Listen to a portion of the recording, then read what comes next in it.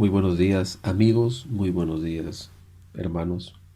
Vamos a iniciar nuestro día con Dios y vamos a hablar de un tema muy bonito que es la victoria del reino de Dios en la parábola del sembrador. Esta parábola se encuentra en tres de los evangelios. Lo encontramos en Mateo capítulo 13, lo encontramos en Marcos capítulo 4 y en Lucas capítulo 8. Y vamos a ver en el libro de Lucas capítulo 8 de una manera sencilla y práctica lo que Lucas nos quiere decir respecto al reino de los cielos. Dice, el sembrador salió a sembrar su semilla y mientras sembraba, una parte cayó junto al camino y fue hollada y las aves del cielo la comieron. Otra parte cayó sobre la piedra y nacida se secó porque no tenía humedad. Otra parte cayó entre espinos y los espinos que nacieron juntamente con ella la ahogaron. Y otra parte cayó en buena tierra y nació y llevó fruto a 100 por 1. Qué interesante ver que, en primer lugar, antes de dar la explicación, que el sembrador es Jesús, que trajo el Evangelio del reino de Dios para todos, para sembrarla en todos los tipos de terreno. Lo segundo que hay que ver que hay una semilla y la semilla es la palabra de Dios. No hay semilla mala porque es palabra de Dios. Lo que hay que poner atención es en la tercera cosa que vemos aquí.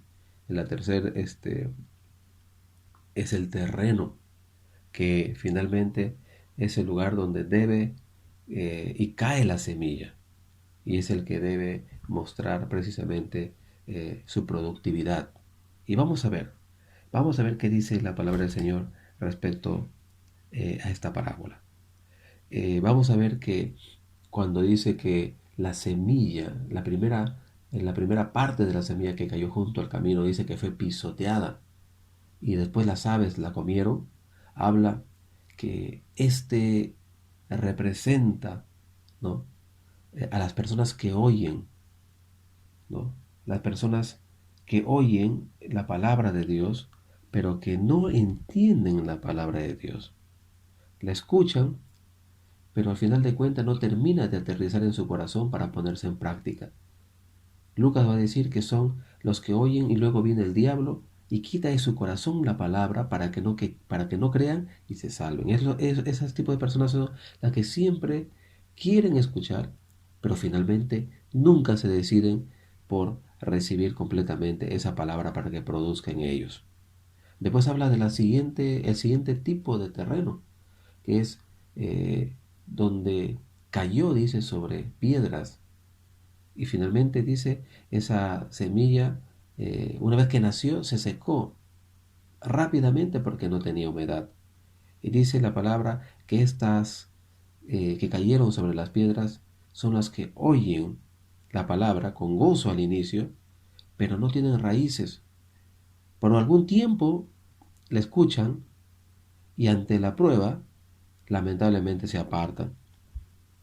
¿Qué significa? Que la gente recibe con gozo, pero ante las primeras pruebas y las primeras tribulaciones que viven en la vida natural, ante las primeras crisis o ante las primeras embates por causa de la palabra, lamentablemente se abandonan la fe, dejan su vida cristiana y, y finalmente esta semilla también termina muriendo en esa tierra por falta de perseverancia en los momentos difíciles. El tercer tipo de terreno habla que ese terreno está con espinos y dice que la semilla cayó entre espinos eh, y crecieron juntamente. Y al crecer, dice la palabra, que la ahogaron. Esta semilla que cayó entre los espinos son los que oyen la palabra de Dios, pero yéndose, dice, son ahogados por los afanes naturales de la vida y por las riquezas o los placeres, y dice que no lleva fruto. Eh, este tipo de terreno engloba la mundanalidad, según el libro de Marcos. Las preocupaciones y los afanes del mundo hacen que esa semilla que se recibió con alegría en un principio, finalmente termine poco a poco ahogándose. Esa palabra termina perdiendo efecto en esa persona. Porque el mundo es tan fuerte y el corazón permite y es arrastrado por las tendencias del mundo, y finalmente también esta semilla termina perdiéndose sin llevar lo que debe llevar al final el deseo de esta palabra para que produzca fruto. Y el último terreno en el cual se proyecta la victoria del reino de los cielos es la semilla que cayó en buena tierra. Dice que nació y llevó fruto a 100 por 1. ¿Quiénes son ellos?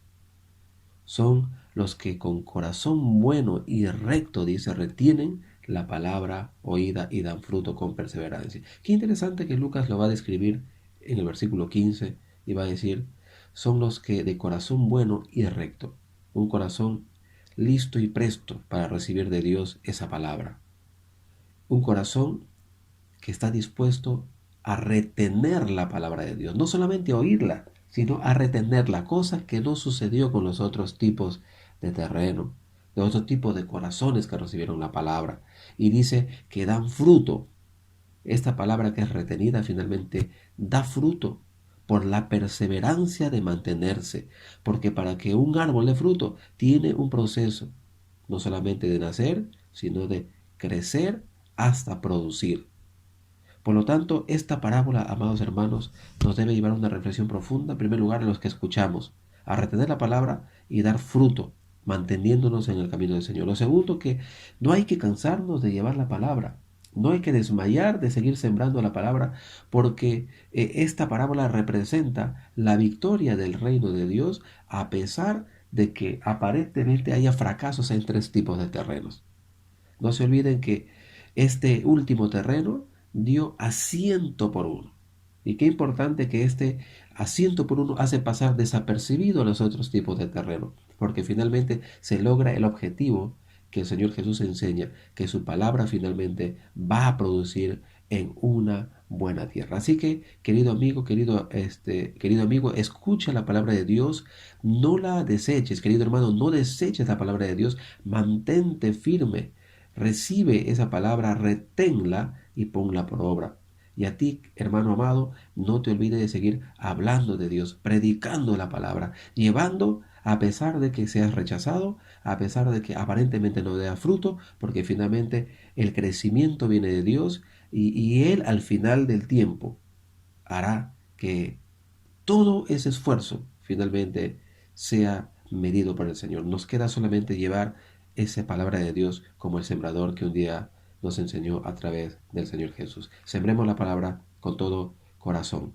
Dios te bendiga en esta mañana. Amén. Enciende una luz y déjala brillar, la luz de Jesús que brilla en todo lugar. No la puedes esconder, no te puedes callar ante tal necesidad.